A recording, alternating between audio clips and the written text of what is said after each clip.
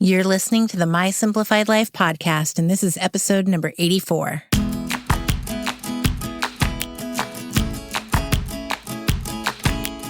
Welcome to the My Simplified Life podcast, a place where you will learn that your past and even your present don't define your future.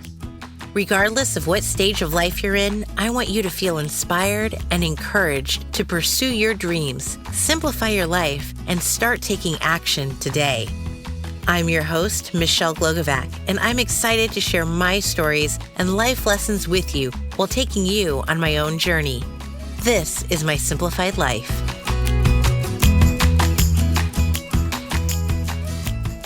Hey friends, welcome back to another episode. I'm your host, Michelle Glogovac. I grew up basically in what my kids call the dark ages. Cell phones were just starting to come out. The internet was dial-up and you couldn't use your landline phone when you went online. There was no such thing as Facebook, no social media, no text messages. Facebook only launched after I graduated college, so we had a thing called MySpace and AOL Instant Messenger, which you could put an away message on when you were gone from your computer. Today, life is very different for our children and for those who were born in the 90s. Their lives have been on display and comparison, you could say, and that's literally all they know. Today, I'm chatting with Lauren Ellman, author of BRB, a memoir about coming of age in the digital age.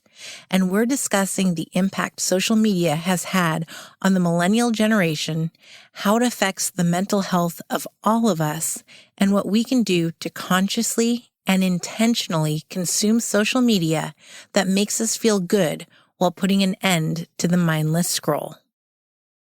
Hi, Lauren. Hi. Thank you so much for having me. Thank you so much for coming on the show. Would you take a moment and introduce yourself to everyone, please? Sure. My name is Lauren Ellman, and I am a published author and podcast host who explores the intersection of mental health and social media use. And I have a book that's out right now, available for pre-order, called BRB, a memoir about coming of age in the digital age. I love it. And that is just like the most jam-packed topic, I think, that you could have. Yeah. Because mental health, I think we're in a crisis, especially in our country. And it really runs the gamut from social media and how that's influencing things, the prison system. I think it's a huge issue that we aren't tackling enough. But let's talk about your book and how it came about. I want to know what made you decide to write a book about social media and mental health. Sure. I love that question. I knew that I wanted to write a book. I knew I had one in me, and I've been writing and sharing online for about 10 years now. And I just couldn't figure out what I wanted the topic to be of this next book. And I basically, after my daughter was born about 3 years ago, I sat down with my computer and I took everything I'd written over the past 10 years that I had access to. So things that I wrote in college, articles I had published in different places, blog posts, Instagram posts, everything I'd done, and put it all in a Word document, which was like hundreds of pages long. And I read through it, and in the margins, I would call out different themes that kept popping up. And lo and behold, for the past 10 years, this is what I've been writing about. I've been writing about my experience as a millennial growing up and becoming an adult with the social media apps and the technology kind of informing how I move through adult life and how it's all impacted my mental health. So that's where the theme of the book came from. And I grabbed bits and pieces of things I had already written and added new things based on other new stuff I'd experienced as an adult. And that's where it came from. So you kind of wrote a book, but already had it written. Yeah. That's probably the luckiest things I've ever heard. Yeah, exactly. Now, let's go back because there's an age difference between you and I, where for me, Facebook did not exist until after I graduated college. I remember my brother was still in college and he's like, I just got this cool new account. It's called Facebook. And I'm like, oh, I can't get it. My husband and I were joking the other day about phones and, sending pictures and stuff. And I go, don't you remember when we started dating 14 years ago? I had to upgrade my phone because I couldn't even send you a selfie. Oh my God, that's funny. So I grew up where we didn't have this. You might have gotten a cell phone if you had a car and all you could do was call. Like texting was not something that was the norm. But nowadays, kids have cell phones, and that's how you grew up. Yeah, I mean, the truth is, like, I'm in part of a generation where I still remember and like was growing up during a time where we didn't have access to those things. So, for example, like I remember in 8th grade, I had like my first boyfriend, and he like lived in the neighborhood down the street, kind of. And I hadn't met him because I met him through a friend, and we spoke on the phone, and we would talk on like AOL Instant Messenger a lot. And I had never seen him.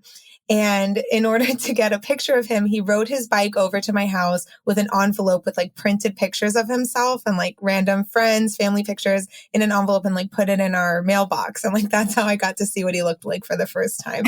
So I'm definitely like in between like being born with this technology and remembering when it wasn't there. And yeah, I think that makes my subset of the millennial generation pretty unique, because we do have firm memories of what it was like before this. And I did get Facebook when it was coming out when I was a senior in high school, or that's when I got it. And like you said, you had to have a college email address to get it. And like only the cool kids who like had older siblings and stuff were able to set one up for themselves. And I didn't have one. So I got it very late. All my friends had one already. And then my friends set me up with it. And that's kind of where we started playing around. And we used it so differently then than we do now. We were just playing around with it. And now it's, I mean, it's taken on a whole new life for sure.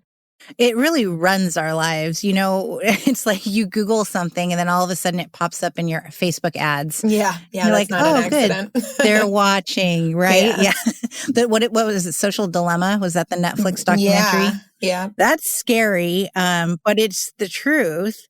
So let's talk about the mental health aspect of social media, because it's so important. And I know you've got stepkids too. So do I. That's one of the reasons I was also excited to chat with you, because my husband and I also have an age difference. So I have a 22-year-old and a 19-year-old, and then I've got a 6-year-old and a 5-year-old. Oh, wow. So it's totally different worlds. They had phones at like 12, 13. Scrolling Instagram. And it's definitely, I see in them a mindless scroll where they're not posting, but they're looking. Right. They're consuming. Yes. So what does that do to our mental health? What is that doing to our children? Yeah. I mean, I can only speak from personal experience, and I have interviewed different doctors, PhD psychologists, like on my podcast, and we've gone into depth with that, but it's not a stretch of the imagination to say that it is fundamentally impacting the mental health of our society. Like, that's already been documented. There's plenty of studies on it.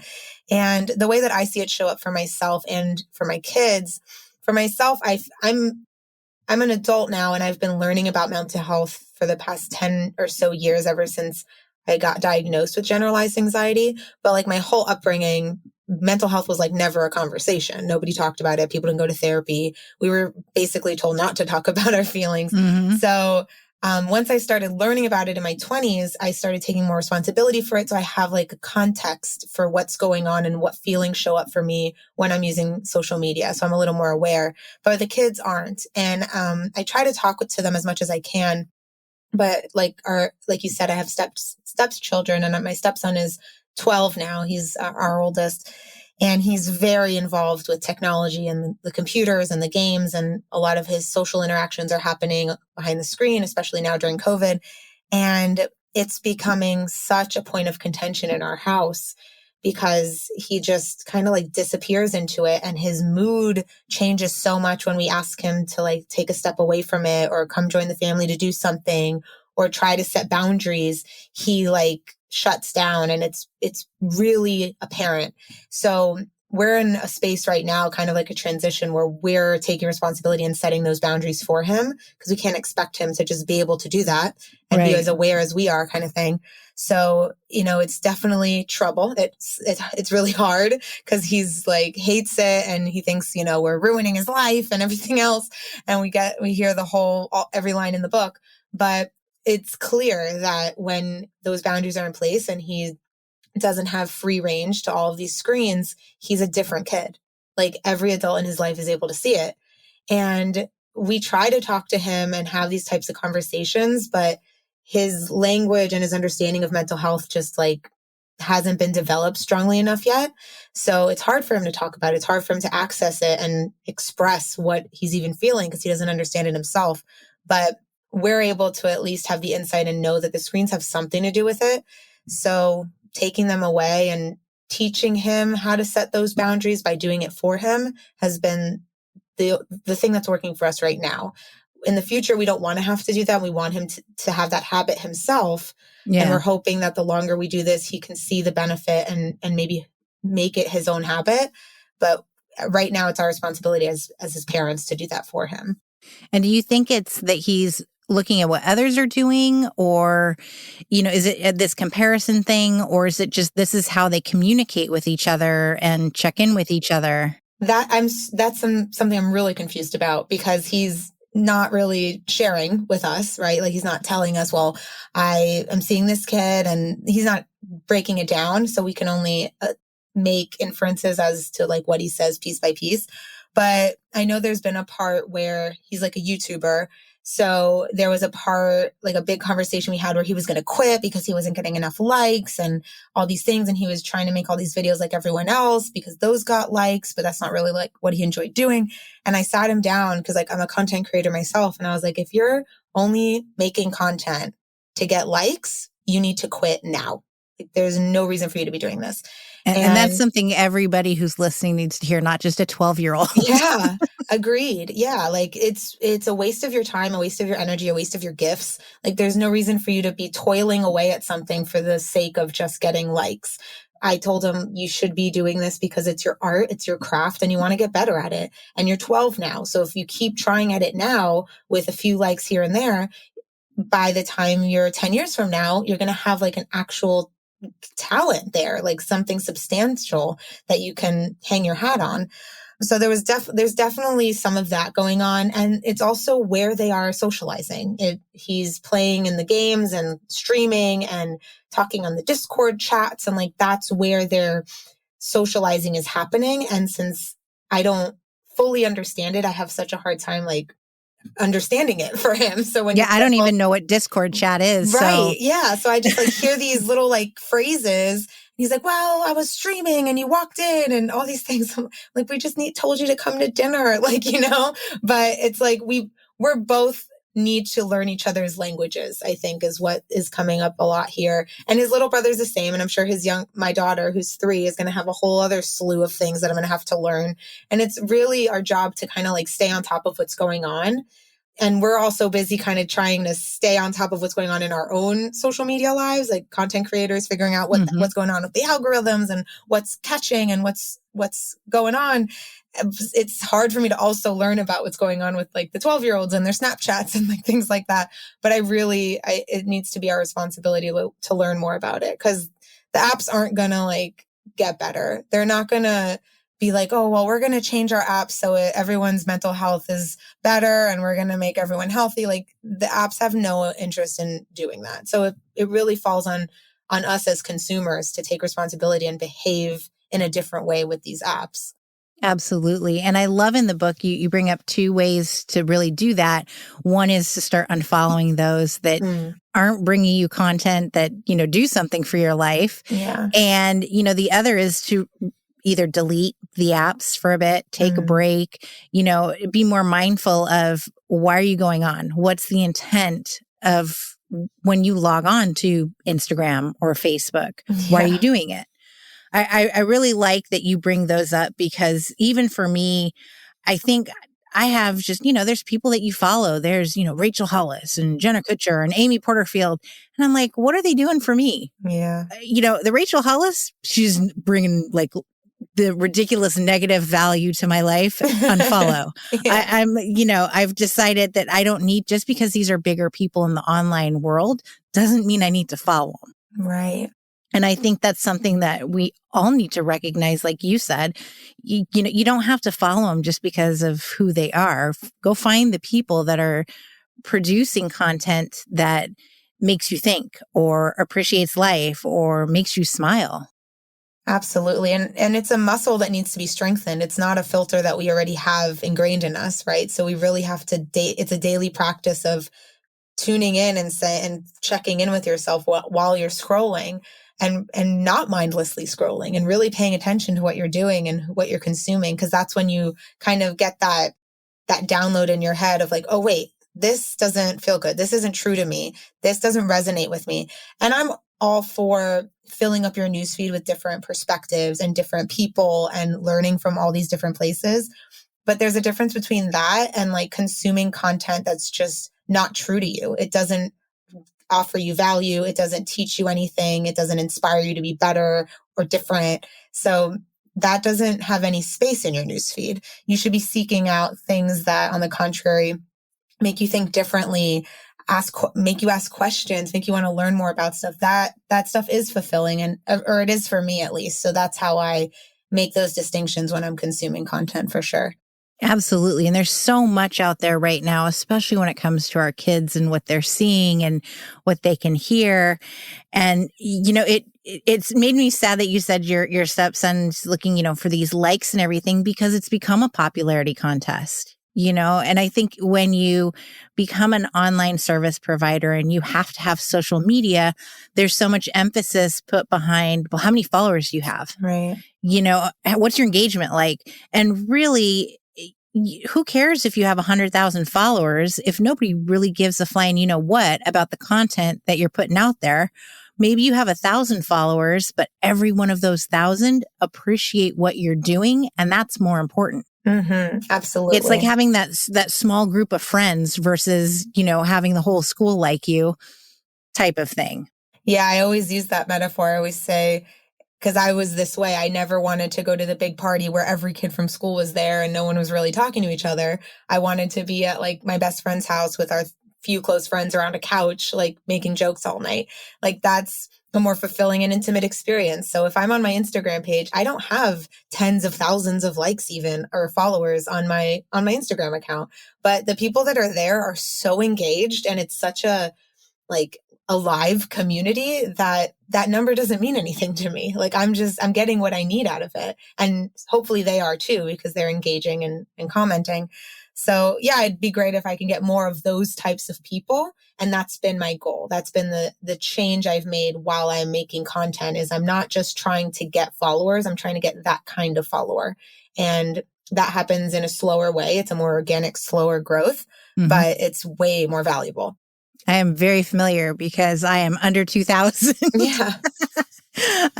But you're right. And when we talk about engagement, I have an intern and we've talked about social media engagement and what does that mean? And I'm like, you have to go read it, go read the caption, connect with it. And, I do the same thing in my line of work. That's what it's all about, is making a genuine connection with another person and being authentic about it. Yeah. And we don't see that so much in social media.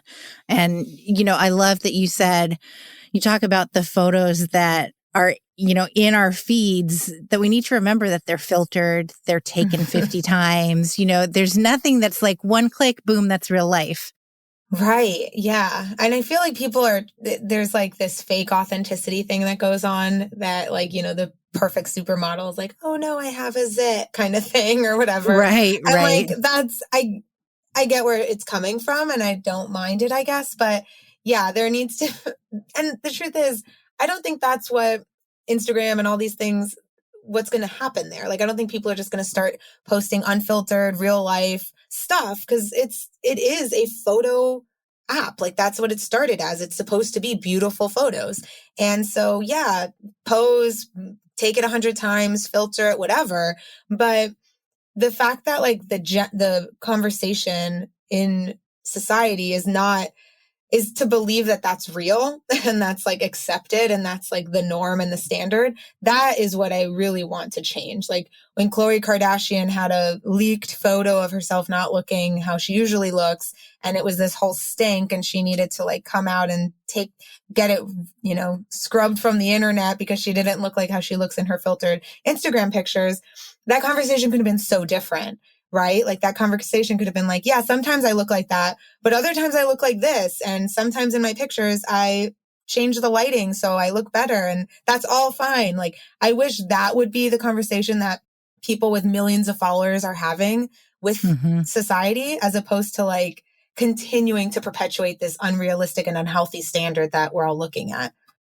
Absolutely. Yeah. And I couldn't agree more. The fact that you feel the need to scrub a photo versus just accepting that this is who you are, because guess what? If I meet you in person, you're not going to have a filter. Right. So what happens when I don't recognize who you are because you don't look a thing like you do online? Yeah.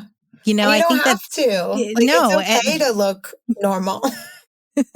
Normal. That's me. Yeah. So like my feed does not have a filter. I'll put filters in my stories because every once in a while I'm like, oh, look how much better I look with that glow. Right.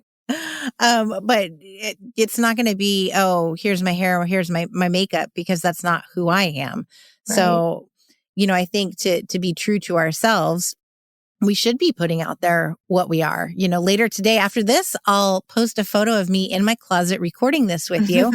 And let me tell you, there's no makeup on. Right. My closet floor is a mess, and you'll see what it really looks like. I'm not afraid of that. Same. You just described my exact surroundings.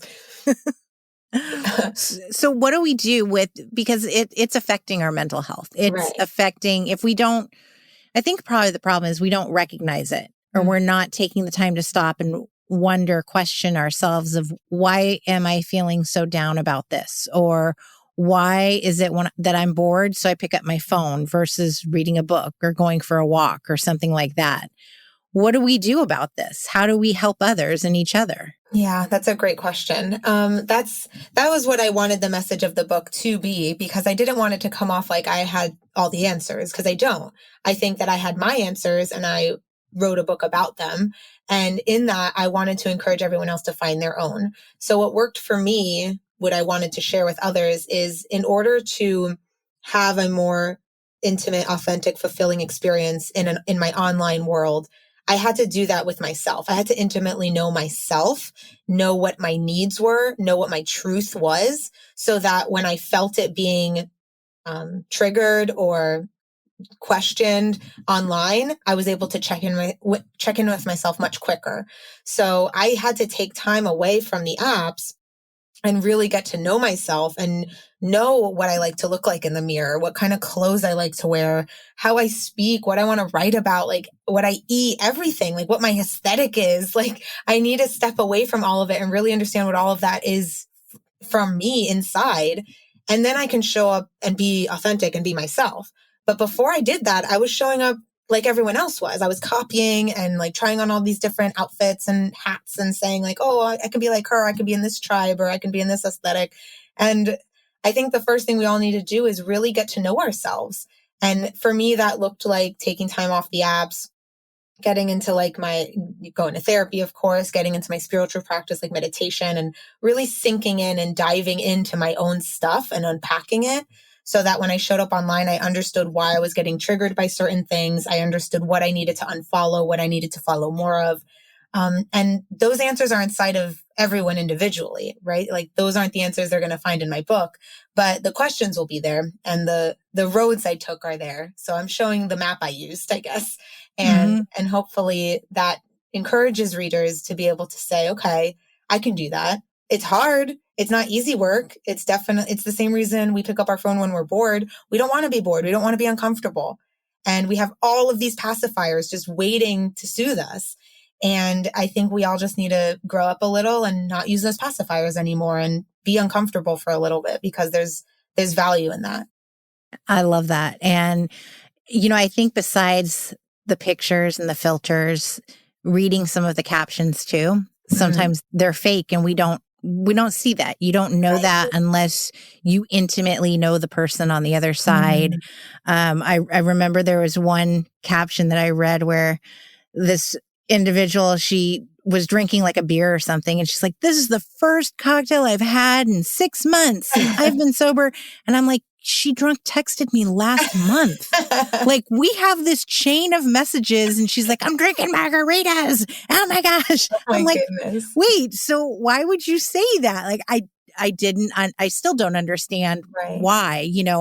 Nobody's judging you for having a cocktail. I could care less, but why lie about it? So we need to keep that in our heads too, that just because they're writing it doesn't really mean that it could be true. Yeah, and so much of it is paid, right? They're paid Right. sponsorships. Like an advertiser paid her to say something, and she's gonna, because she wants money and she's gonna put it in her kid's college fund or whatever it is, or buy a house or put a down payment. Like money talks, and people are gonna do things for money. And I get that. And I really don't want to say that like people should stop accepting paid sponsorships. Like that's a problem that needs to be solved from the top down, I think. And like, it's like a policy change and things like that. And I do think though, as consumers, until the language and the way we use technology is changed fundamentally, as consumers, we need to be responsible to be able to read between the lines. We need to stop ignoring the truth that we do know. Like we all know it's fake. We all know it, but we ignore it because it's easier. It's easier to ignore it and pretend it's all like pretty and fake and beautiful. You could open up a whole can of worms with us all needing to grow up and take more responsibility and simply just be stand up decent human beings and, not following like sheep. There's a lot in there. Yeah. I love that you're so open to about your mental health and the process that you've gone through, and you really lay it out in the book. You don't hold back. You're very candid. And I mean, even I sat there going, oh my gosh, I'm going to talk to this woman. Oh, and I know what she did on the bathroom floor. This is, that it's heavy stuff. Yeah. And so I appreciate it, because if we don't talk about it, then, the stigma of mental health, it's going to remain negative. And therapy, that's a negative. I think it's a great thing. I go to therapy. It's beautiful. I do it from my bed. I've shared this before. I FaceTime with my therapist from my bed. It's wonderful. Like, it doesn't get better than that. But, even when we think we don't have an issue per se, there's always something inside that we can get out and talk about. Yeah, absolutely. And yeah, so I appreciate what you do share in the book about your journey with mental health, with anxiety, and just everything that you've been through is incredible. Wow. Thank you. Yeah. I think that the more I talk about it, like the less stigmatized it is for myself. The less shame I feel, the less guilt I feel. Like it's like a relief to just kind of get it out. And that's what writing has always been for me. So there's like that selfishness there of like, oh, well, now it's all our problem. Like now we can just all talk about it and it's out in the open. And I always feel better. But definitely, I will say when I do post and write and share about those like really hard, intimate, vulnerable things, and those are always the posts that are the hardest to hit publish on, those are also always the posts that get the most engagement, where people because are coming they're into real. my DMs. Exactly. Like it reminds me that I'm not the only person going through these things. It reminds readers they're not the only person.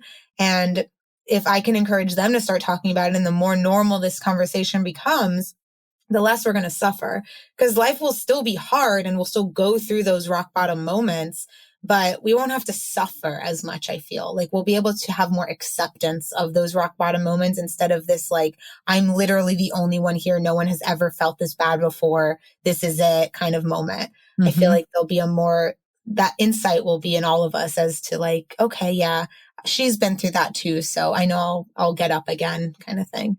That we're not alone. Yeah. You're not the first person to go through whatever it is. You won't be the last. And, right. To be able to recognize that it's okay to talk about it and to be open and just your authentic self. Yeah. Yeah. We have to talk about it. And you're never going to run out of things to talk about either. Like you were saying with therapy, like I always say therapy is like going to the gym. Like you kind of dread it. And then you get there and you're like, oh, wow, I have so much I need to say. And I'm crying. Like, where did this come from? Because you're always going to have stuff. Like we're carrying around all these bags with us constantly that need to be unpacked. And as we're unpacking one, another one's getting filled up. Like it never ends. So that maintenance is super important, so that when the triggers do come up, we have the tools at our disposal, as opposed to scrambling. Like, what is this? Where did this come from? Like, we're so much more understanding of ourselves. You're absolutely right. There's days where I'm like, oh, I don't really have anything to talk about. And then I'm like, oh my gosh, I forgot the tissues because I didn't think I had anything to talk about. And yeah, you always do. So I want everyone to read your book, pre-order it now. I was lucky enough to already get to read it, so I'm a privileged one. Thank you so much for reading it. I really appreciate that. And My pleasure. I have the audiobook is going to be done probably tomorrow, and every pre-order, anyone who's already pre-ordered and anyone who pre-orders, from now until May 25th when it's released, will get a free audiobook. So you just have to send a confirmation to brbpreorder@gmail.com. All the info is at my website, and everyone will be able to listen to the book before they get to, hold it in their hands. And share what your website is and Sure. your podcast too. Yeah. So my website is just my name, laurenellman.com. I'm sure you can link it in the show notes, and you'll find everything there, everything about the book, where you can order it, and my blog and my podcast and all my socials. And then my podcast is The Perfect Podcast. And I interview influential content creators from around the internet and ask them about the parts of their lives that don't show up online. So we talk about how their mental health has been impacted by social media and kind of just open up that conversation with them. And it's really, really cool to hear people who are, making a living on social media, spending a lot of time there, have an entire presence and platform there. It's really cool to hear what's going on behind the screens, because the platform on Instagram, it doesn't really offer that type of view, right? It's just not set up for that. But a long form platform like a podcast, you get to really dig into someone's life a little more and hear the whole story. So I really find it to be valuable when people hear that, and they hear that person that is so successful and, oh my God, I'll never be able to be like them. They started at rock bottom too, and they landed where they are isn't even where they wanted to be. They're just making the most of it. Like, you never know about that stuff. So you hear it and you're like, oh yeah, I can start my own business. I can do that. And it gives people that relatability, I think is important, and to take off the filters of everything. That sounds amazing. Thank you so much for taking the time to chat with me and to share yourself with me and with all of my listeners. I really appreciate it. Thank you so much. I'm so glad we got to connect, and I'm looking forward to staying connected. This was so nice. If there's one thing you get out of my conversation with Lauren today, I hope it's the fact that you should be yourself and surround yourself with people who feed your mind, heart, and soul. Know that it's okay to step away from social media and actually not be present at all for it. Give yourself the gift of self-care through therapy if you're up for it. I sound like a broken record, but the mental health of our country is in crisis, and we need to help ourselves as much as possible. When it comes to our children, I'm a proponent of keeping them off social for as long as humanly possible. I grew up during the times where we'd ride our bikes and listen to be called in for dinner. We would chat on the phone to connect, and not through a text or a DM. Give your child the gift of human connection and check in with them if they are on social media. We all have it in us to create a healthy future of social media if we just start paying more attention to how it makes us feel and consciously taking action to ensure it's only positive. Until next week, friends, stay safe, stay healthy, and stay happy.